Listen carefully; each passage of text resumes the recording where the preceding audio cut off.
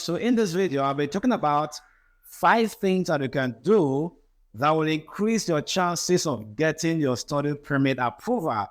Whether you have already gotten admission or you have not applied for admission and thinking about what are some of the courses that I can choose, how do I think about the courses, and then how do I even apply for the study permit?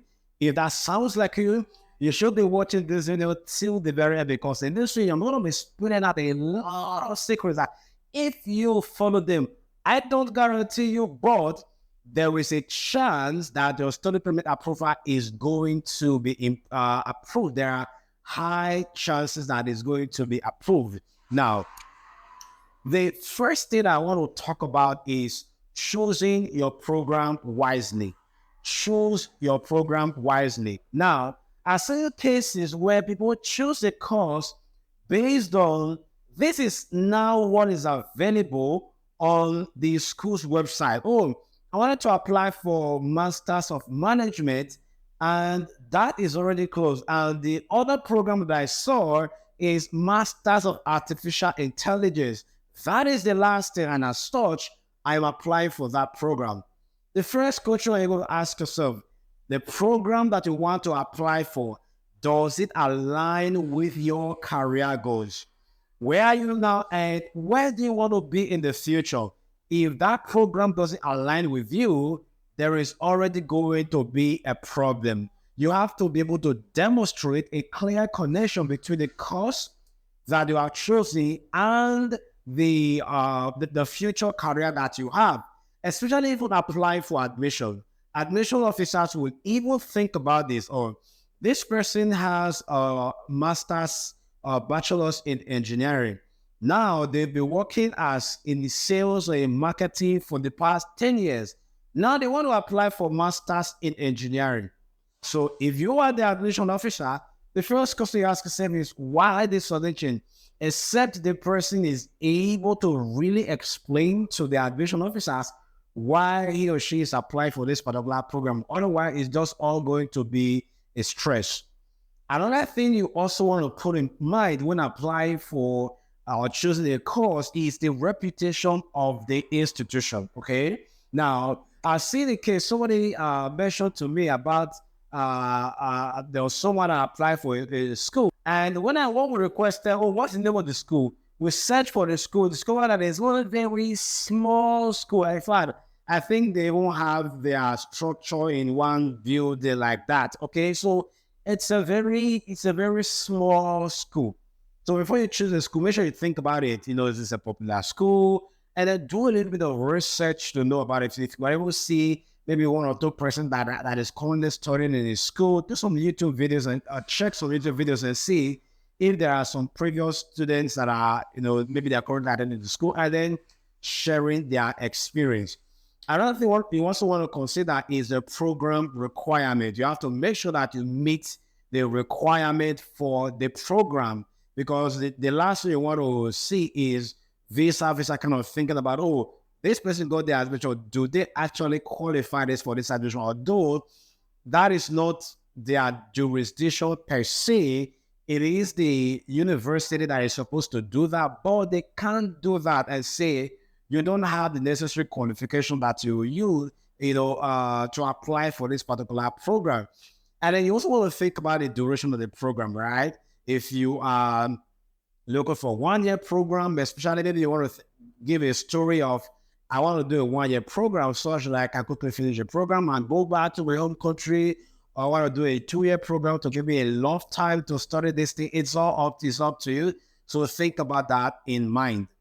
The second thing is going to be identify the gaps and the limitation in your career, and how this will be corrected or made up for by the particular program that you are going to apply for.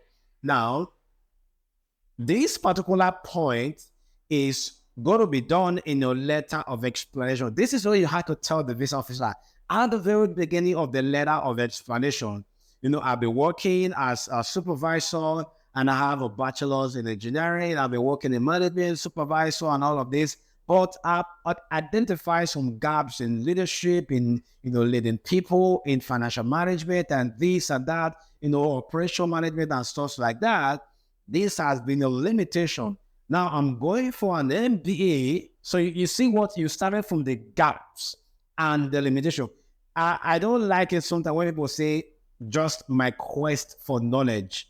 Yeah, quest for knowledge is good, but if your quest for knowledge does not match with your previous background or your current line of work, then no matter how desirous you are to learn new things, it may not work. For example, I cannot just come up today and say, you know what, I want to learn new things. Now I want to go into Masters of Nursing. It has nothing to do with my background. Even though I love it, it may not necessarily go well with the visa officers. So you have to think about that gap and the limitation, okay?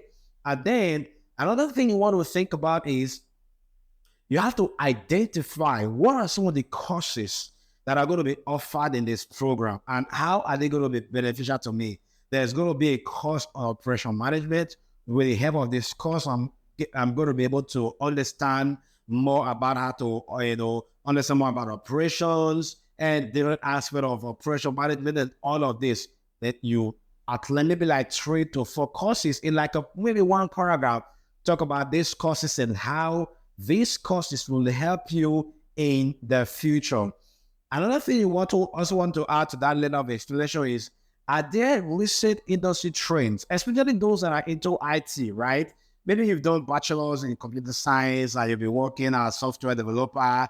Now you want to go do a master's in, software engineering or diploma, and you kind of show some statistics. Recently the trend in artificial intelligence or software development, the rise in many companies, and all of this information, those industry trends will be very helpful to convince the visa officer that this person actually know what they are doing. The third thing is going to be your post-graduation plans. This also will be featured in your letter of explanation. You have to articulately mention to the visa officer, this is what I plan to do when I come back home. If you want to expand that to 2 paragraphs or even 3 paragraphs, that is fine. You just want to make sure you do your very best to articulate these things that you are talking about in your future plans. I'm studying software development, right? Masters of software engineering. The reason is because when I come back home, the company where I'm currently working, I'll seek for higher opportunities. And then in the future, maybe long-term plan, I'm going to establish my own IT firm. At the end of the day, you also want to think about how it's relevant to your home country. You've gone to study this course. How is it going to be beneficial to your home country? You can also measure a few things like that. And then most importantly, you can talk about what are some of the opportunities that are available post-graduation, with this and this and this. There are jobs so far, not only job opportunities in this area. These are the potential salary that I'm going to get. Because sometimes you want to be able to convince the visa officer that the investment that you are making in your program is particularly worth it. You don't want to spend $30,000 and the maximum you can get is a $5,000 equivalent in salary, which doesn't make a whole lot of sense. So think about that. The fourth thing is going to be your home ties. I know this is very tough, especially for those that don't graduated. This is particularly tough for those that don't graduated and don't have a lot of things to show. One of the first things you can talk about in your as your home ties is probably talk about your family. If you have your siblings or parents back in your home country, you can talk about them. If you own some property, you can even mention the current job that they're doing. If you own a business, you can also mention that as well. Any kind of assets, land property, house property, if you own cars, or a car, okay? I don't want to use the word cars because cars is very difficult to have cars, okay? So let me see, if you have a car, okay, C-A-R, car, then that's going to be, you can actually mention, although not really per se, in terms of the drive to come back home. The fact that you have car, let's okay now between me and you, okay, let's really be truthful to ourselves. Between me and you, will you study in Canada and go back to your home country because you have a car or because you have a land? Not really. But these are some things that you can mention, okay? And then you can also talk about any kind of community involvement, maybe your church. If you're volunteering in the community, you can also talk about that and say you actually want to continue in this voluntary or community engagement when you come back home. That way, you will be sure that whatever you are doing, it's something that will bring you back, okay? And another thing you can do with all of these home ties is you can reiterate your post-graduation plan, because that is one of your home ties, that you have such a strong passion of what you want to do when you graduate that is going to definitely move you back to your home country. To me, I think this is the most important home ties to me. So spend a lot of time talking about your post-graduation plan. It has to be so strong that when you graduate from your program in Canada, you have to go back to meet those requirements. The fifth thing I would say, one of the most important is going to be your proof of finances. I'm going to do a separate video on this, demonstrating an adequate proof of finances is very, very important. I have a lot of videos on proof of finances. I'm going to do more and more videos about this. Now, one of the things I also want to see as regards to finances is very detailed explanation of everything and sufficient document to back up the proof of funds. If you say you sold the land property, you just have it in your bank account with the narration payment for land. You need to show an actual land property to justify all of those things. If you say part of your income is from your salary, you should show some pay stubs to justify that. If you say somebody is sponsoring you, then you should show all of their related documents. Their business or their business related document, if they are employed or their employment pay stubs and all that. And if they are doing business and they are using their personal account, they can use that to sponsor you. But for the most part, using the business account is not the best option. If you're using your personal account, at least that is reasonable compared to just using a business account. And then if somebody is sending money to you, they don't have to show their own bank statement if they send all the funds to you. But if they can't show their bank statement, it's fine. That is an additional proof of their support, because IRS, when they go through the bank statement, they can see exactly where the funds were sent to you. And then you can also show, proof of relationship. Make sure you show that anybody is sponsoring you. If it's your brother, show birth certificate. If it's your father or sister, mother, show birth certificate. If it's your uncle or aunt, show that your uncle's birth certificate or age declaration with that of your mom or dad, depending on where they are from. And those documents that are showing should indicate that they had the same period. It can be an affidavit, as the case may be. That way, it's already convincing IRCC that, there is a proof of relationship. And this is really where I believe they frown at saying a friend is going to sponsor me, because it's going to be very difficult for you to have a friend sponsor you. If you have a friend and they want to have you pay tuition, that is not a problem. They can send you money and you can use that money to pay tuition. For the most part, they don't really worry about where you are getting money to pay for your tuition. Another thing you want to think about is really understanding the costs, okay? I've seen cases where people don't really make all of the effort to calculate the costs. Now, if you are using the new portal, you're going to see a place that will ask you, what is the cost of my study? And they will put in all years of study. For that, they're going to multiply your 1 year tuition by 4. And also, I think they also require that for cost of living. That does not mean you have to show 4 years of tuition if you are doing a 4 years course, or 2 years if you are studying the 2 years. If you have it to show, good for you. But if you check the IRCC website, what they actually mention is that you should have a minimum of 1 year tuition plus 1 year cost of living plus travel cost. That travel cost, they did not put any monetary amount to it. And, I was usually budget like 3,000 Canadian dollars for that. Cost of living for a family of one, 20,635. And then your tuition, okay?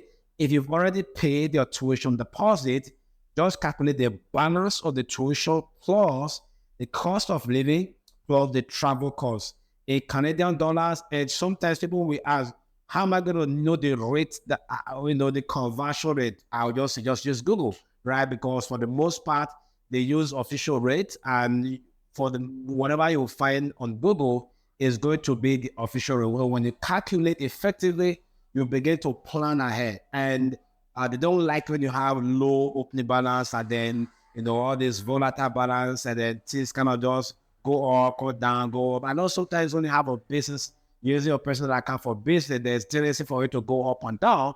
That is the reason why you should think about plan effectively, at least during that time where you're planning to apply for admission or apply for visa. If you can limit the outflow in your account, that would be good, such that they can have a very good and decent back statement when you are going to be applying for your study permit. There are a lot of other things, but that's going to be it. I'll talk about these in other specific videos, detailed about letter of explanation and more details about proof of finances. If you will find this video helpful, why don't you consider smashing that like button and also subscribe if you haven't subscribed, so that whenever new videos are released, you will be the first person to get notified. And then leave a comment in the comment section. If you don't have any specific questions, just put it, I enjoyed the video, thank you so much. That is, if you enjoyed the video, you are the one to tell me if you actually enjoyed the video. If you did not enjoy the video, also let me know and tell me where I should expand or improve. I'll definitely do that, because everything I'm doing is all for you.